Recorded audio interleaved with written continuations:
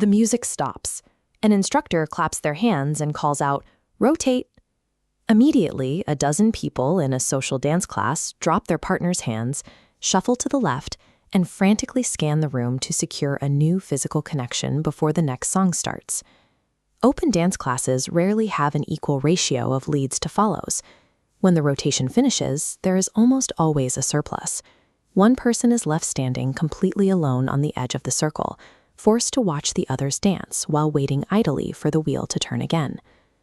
The intense vulnerability of this specific moment is highly documented. Clinical psychologists use a diagnostic tool called the Appearance-Based Rejection Sensitivity Scale to measure severe social anxiety. One of the primary scenarios they present to patients is exactly this. You are taking dance lessons. When the instructor tells everyone to find a partner, no one chooses you. To understand why this triggers such profound anxiety, neuroscientists designed an fMRI experiment using a virtual ball-tossing game called Cyberball. Participants were placed inside brain scanners and deliberately excluded from the game by the other players. The scans showed a massive spike of activity in the dorsal anterior cingulate cortex, the exact region responsible for processing the affective distress of physical pain. The biological overlap is so complete that administering over-the-counter physical painkillers actually reduces a person's neurological distress during social ostracism. The brain processes temporary social exclusion as a literal physical injury. This is the biological mechanism exploited by musical chairs, and to understand how our most stressful modern systems operate, we have to deconstruct the game's 3 unbreakable rules. Rule 1 is the missing chair. The environment is engineered as a strict zero-sum game. There are permanently fewer resources available than there are participants competing for them. Before it was standardized as a polite Victorian pastime for children, this scarcity mechanic made the game a grim allegorical reenactment of historical attrition. This chart documents the game's etymology. 19th-century American manuals called it "going to Jerusalem," symbolizing crusader losses or desperate rushes for limited ship seating. The Swedish translation "stormy seas" turns chairs into lifeboats, showing a universal theme of displacement and scrambling for safe havens. This physical scarcity replicates the core constraint of fractional reserve banking. Because money is created through debt that accrues interest, there are mathematically fewer chairs, or available money in circulation, than there are players with total debt obligations. The 2008 global financial crisis executed this exact dynamic. Wall Street firms packaged high-risk subprime loans, scrambling to secure massive upfront fees.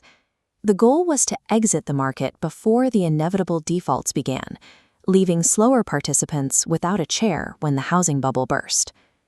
Whether an organization forces employees to compete for a limited number of physical desks through hot desking, or global central banks engage in currency devaluation, the system functions smoothly right up until the exact moment everyone demands their chair at the same time.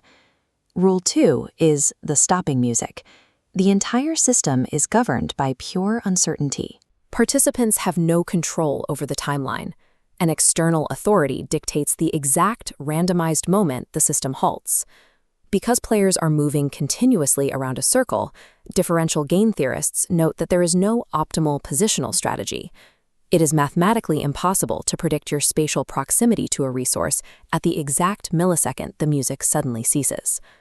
Researchers recently translated this pure abstraction of resource allocation into a multi-agent benchmark test to evaluate artificial intelligence. They designed it to test how advanced algorithms manage complex social coordination.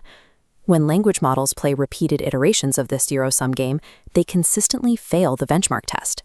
Struggling to resolve conflicts equitably, they adopt one of 2 problematic norms: a rigid caste norm, where lowest-ranked players perpetually lose, or a turn-taking norm, forcing constant instability. The difficulty advanced algorithms face in navigating random zero-sum scarcity highlights the immense complexities of programming fair conflict resolution in machines.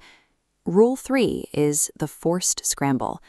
Beyond the loss of a physical resource, the game requires players to continuously re-enter and re-establish their place within the social matrix. We see the literal embodiment of this in Rueda de Casino, a highly dynamic form of Cuban salsa. Multiple couples form a massive, continuous circle.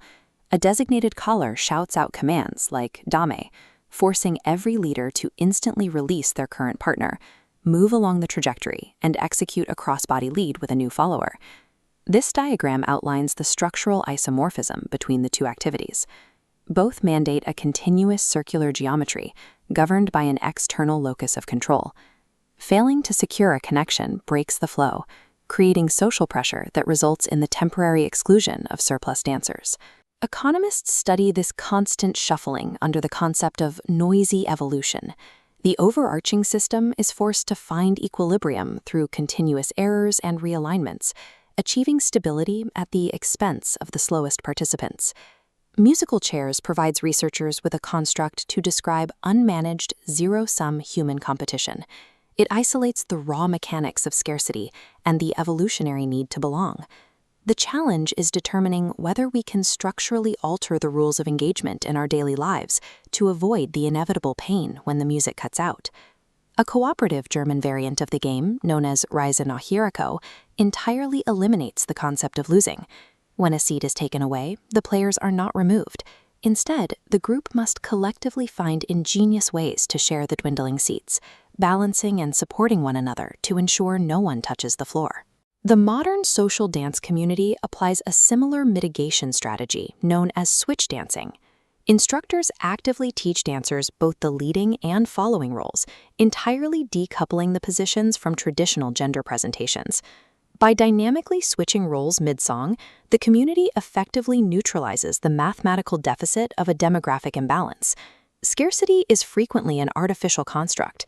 By intentionally hacking the structural parameters of our systems to favor cooperation over systemic elimination, we can ensure that when the music finally stops, no one is left standing alone.